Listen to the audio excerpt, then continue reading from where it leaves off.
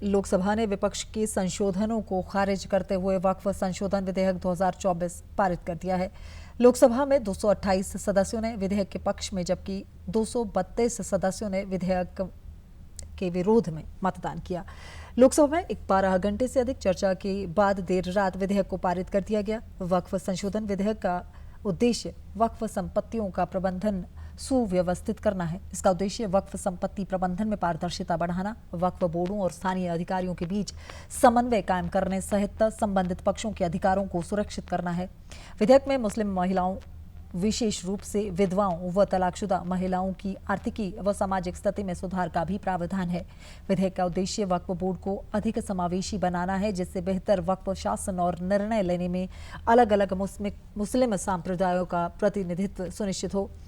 विधेयक पर चर्चा का उत्तर देते हुए अल्पसंख्यक कार्य मंत्री किरेन रिजिजू ने कहा कि ये धारणा गलत है कि गैर मुस्लिम वक्फ बोर्ड के कामकाज में हस्तक्षेप करेंगे। मामला है और धार्मिक मामलों में गैर मुसलमान कैसे आ जाते हैं। ये कोर्ट का ऑर्डर भी आपको पढ़ के सुनाया, एक्सप्लेनेशन भी किया, इलस्ट्रेशन भी दिया, फिर भी आप समझने के लिए तैयार नहीं है। वक्फ प्रॉपर्टी जो वाकिफ होता है वो मुसलमान ही होता है, वही क्रिएट करता है। औकाफ को कौन चलाता है, उसका मुतावली चलाता है, वो मुस्लिम ही होता है। यहाँ में गैर मुसलमान वक्फ प्रॉपर्टी को मैनेज करने के लिए आने का संभावना कहाँ है, वो बताइए। जबरदस्ती बोलता है कि नॉन मुस्लिम वक्फ प्रॉपर्टी और मुस्लिम का रिलीजियस अफेयर्स में क्यों हस्तक्षेप कर रहा है। हम बार बार बोल रहे हैं कि नहीं है, फिर भी आप बोल रहे हैं। सर, मैं इसका इलाज नहीं कर सकता हूं। आप बार बार ये कह रहे हैं कि स्पेसिफिक हमारा देश में मुस्लिम को डिवाइड किया जा रहा है, ये आपने कहा। आप थोड़ा सोच के देखिए, आपने जितना जो उस समय पुराने प्रावधान के मुताबिक सुन्नी बोर्ड अलग, शिया बोर्ड अलग और बाकी मुसलमानों का बोर्ड अलग अलग होना चाहिए, ये आपने किया है। हम कर रहे हैं कि हर एक बोर्ड में जितना मुस्लिम सेक्ट है सब मिलजुल के एक साथ उसमें बैठना चाहिए। वहीं विधेयक पर चर्चा के दौरान केंद्रीय गृह मंत्री अमित शाह ने कहा कि ये भ्रांति है कि ये विधेयक मुसलमानों के धार्मिक आचार व्यवहार में दखल देगा और उनके द्वारा दान की गई संपत्ति में हस्तक्षेप करेगा। अमित शाह ने कहा कि अगर तत्कालीन कांग्रेस सरकार ने वर्ष 2013 में विधेयक में संशोधन न किया होता तो ये विधेयक लाने की आवश्यकता ही नहीं थी। उन्होंने कहा कि वर्ष 2014 के चुनाव से पहले तुष्टीकरण के लिए दिल्ली के कई अति महत्वपूर्ण भूखंड वक्फ संपत्ति के तौर पर दे दिए गए थे।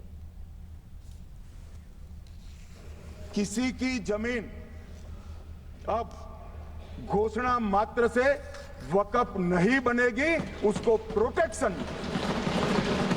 मान्यवर, पुरातत्व विभाग और एएसआई की जमीन को हम सुरक्षा देंगे। आदिवासी भाइयों की शेड्यूल 5 और शेड्यूल 6 की जो जमीन है वो सुरक्षित हो जाएगी। निजी संपत्ति जो आम नागरिकों की है वो भी सुरक्षित हो जाएगी और वक्फ करने के लिए स्वामित्व को दान तो साहब अपनी संपत्ति का ही कर सकते हैं, गांव की संपत्ति का दान नहीं कर सकते।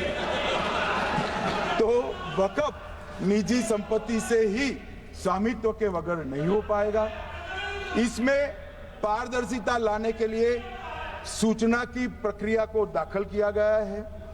वक्फ बोर्ड की वक्फ की जो संपत्ति घोषित करने की अधिकार थे उसको समाप्त कर दिए, कलेक्टर से सर्टिफाइड कराना पड़ेगा और नए वक्फ पारदर्शी तरीके से पंजीकृत भी करने पड़ेंगे।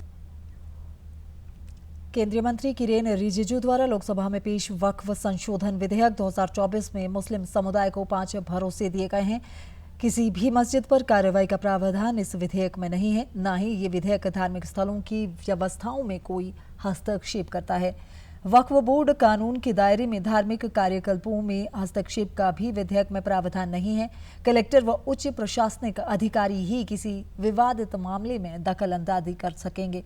साथ ही विधेयक के तहत सेंटर ऑफ काउंसिल के 22 सदस्यों में केवल 4 सदस्य ही गैर मुस्लिम होंगे।